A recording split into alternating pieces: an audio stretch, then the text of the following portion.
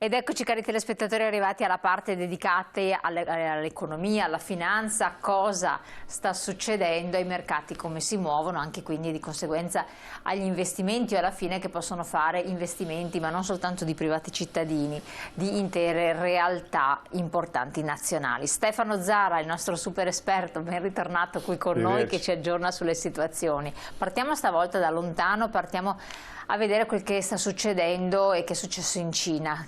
Paese che, ultimi dati, il paese che è entrato prima ed è uscito prima.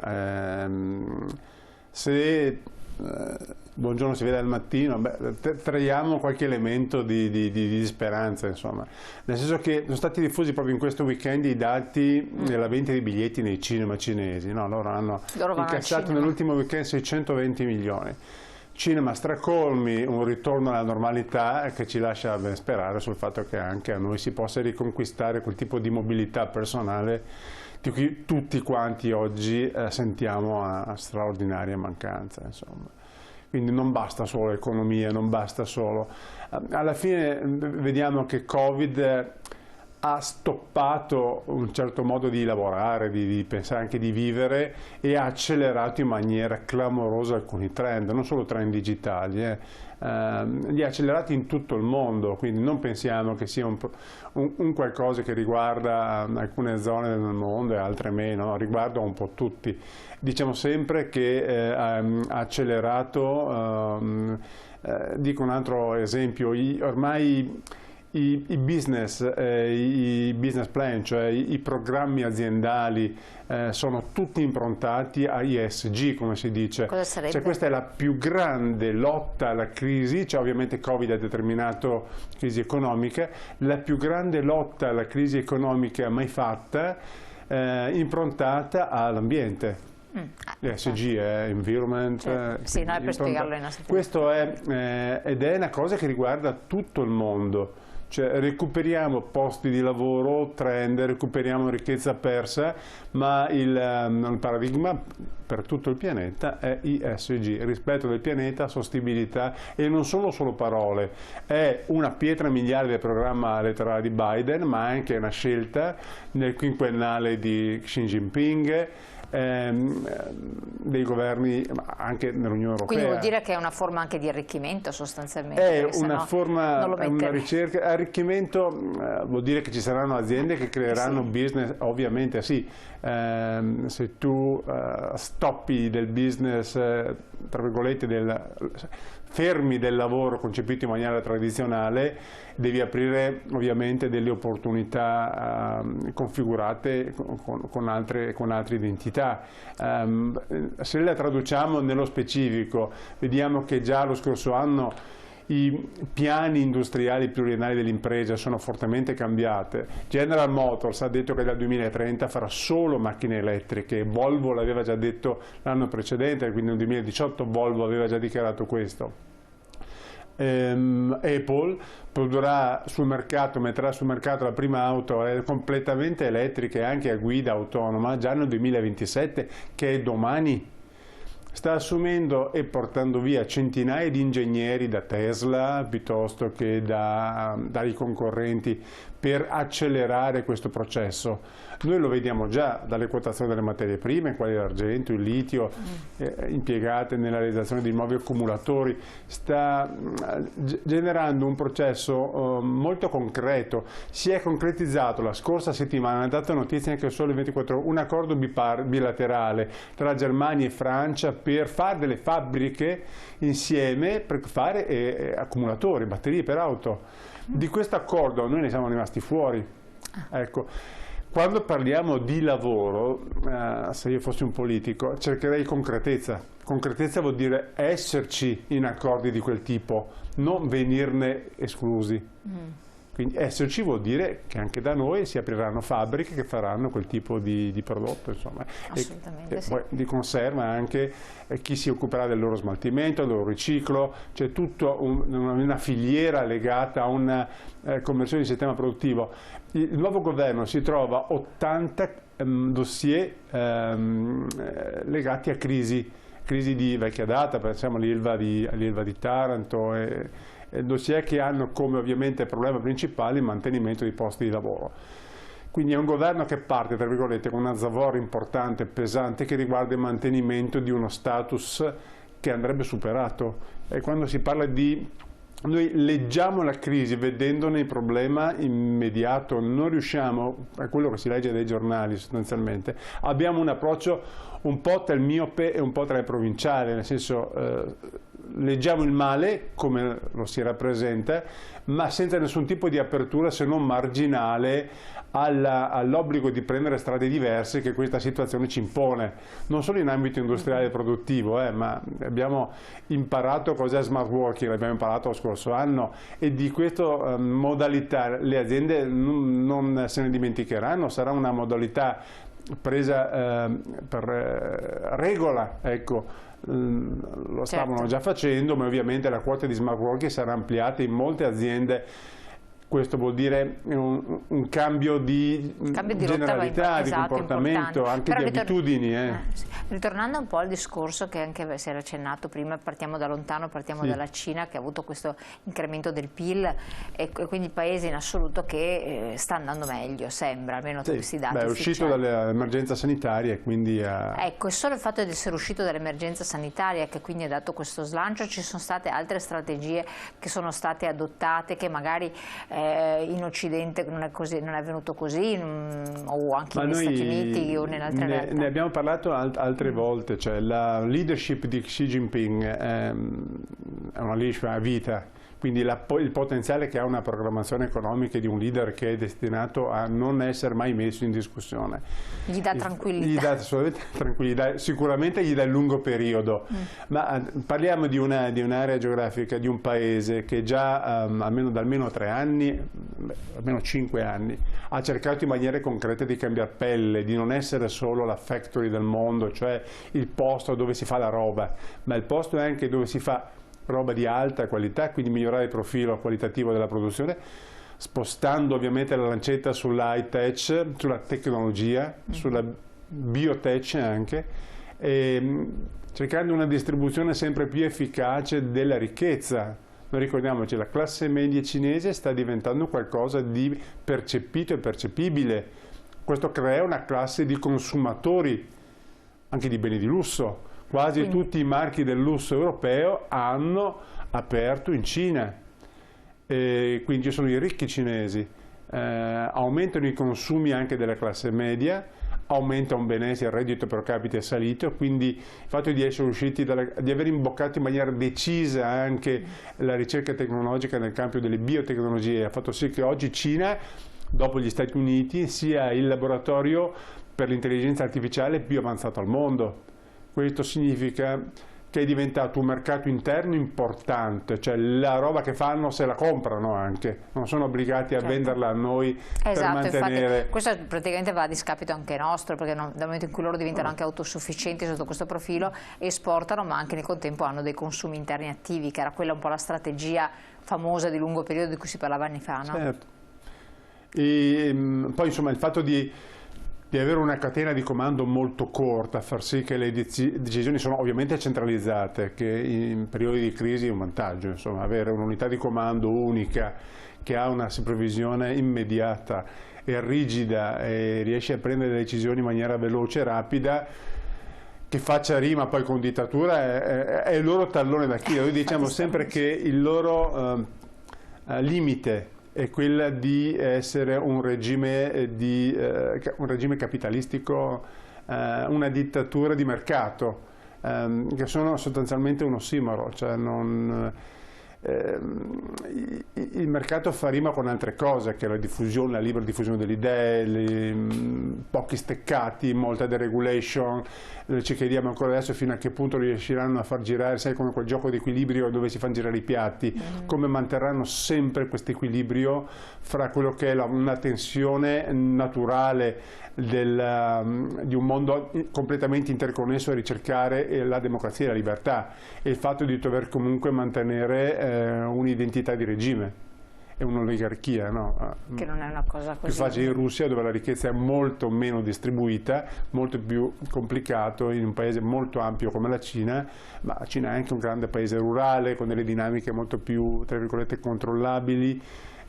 Insomma, lo stanno facendo, e quindi altro paio di maniche è l'altro concorrente, che è gli USA, che ovviamente ne escono rinfrancati dalle elezioni di Biden, anche perché Biden è molto più prevedibile rispetto a Trump, tra virgolette molto più comfortable per quanto riguarda gli operatori di mercato, non si aspettano colpi di testa. Piace ai mercati. Piace ai mercati, piace agli investitori. perché tra virgolette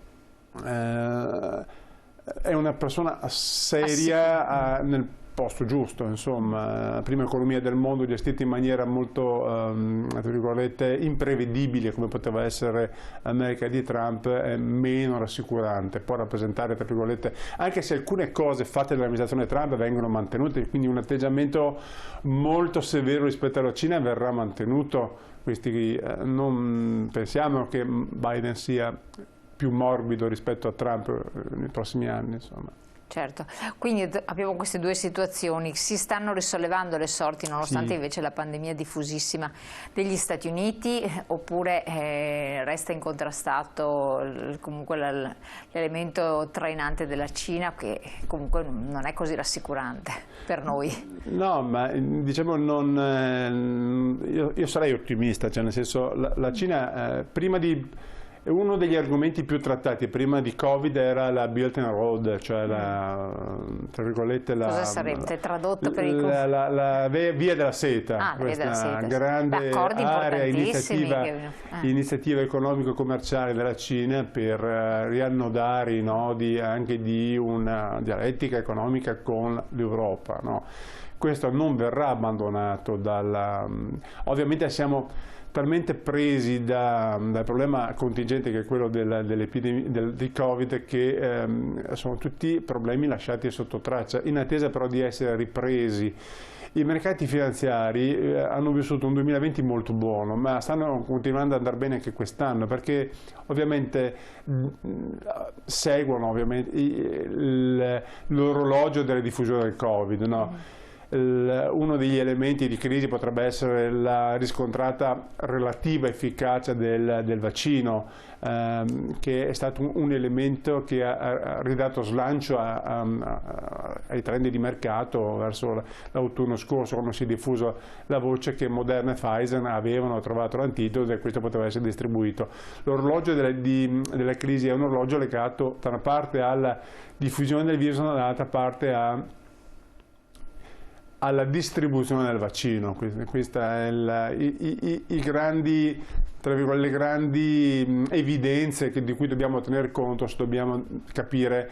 I mercati apprezzano queste evidenze in maniera positiva, cioè pensano che saremo vaccinati tutti quanti relativamente velocemente, presto, e che le misure adottate dalle banche centrali e dai governi, quindi le banche centrali hanno dato denaro a nulla di interesse. I governi si sono impegnati in politiche fiscali che agevolano, quindi da noi si sono bloccate le cartelle esattoriali, si sono posticipati i pagamenti, sono tutti temi che sono stati messi un po' all'angolo per dare ossigeno, come fossimo messi tutti in una terapia intensiva e venga dato la terapia intensiva non può essere eterna, altrimenti l'organismo va in difficoltà. Però, guardando i numeri concreti, è difficilissimo pensare che nel breve periodo saremo tutti vaccinati, anche nel piccolo dell'Italia, nel piccolissimo dell'Italia. A livello mondiale lo vedo una cosa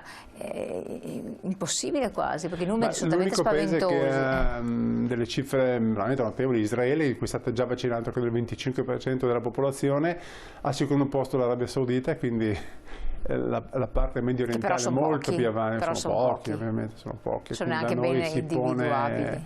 Si pone però i numeri e gli obiettivi, che sono quelli che sono dati all'amministrazione Biden, di arrivare a cifre importanti, insomma entro giugno/luglio da noi appena stanno incominciando con gli ottantenni, ora che salgono su, anche da noi arriveremo alla fine dell'anno e poi bisognerà ricominciare il giro. Queste sono, tra virgolette, le... Perché rassicura questo i mercati? Se, per esempio, dico, ma perché ti rassicura questo ai mercati nel momento in cui, per esempio, da noi si affrontano per blocchi di età? Sopra i 80 anni, per esempio, che tipo di garanzia nonostante ciò, ecco, queste sono ovviamente scelte fatte sul tipo di incidenza che ha il virus sugli organismi di persone che hanno stato avanzato d'età. Su queste decide il Ministero della Salute, per cui ma dicevo, ma i mercati quando ricevono queste informazioni che cosa... Ma i mercati tutto sommato fanno considerazioni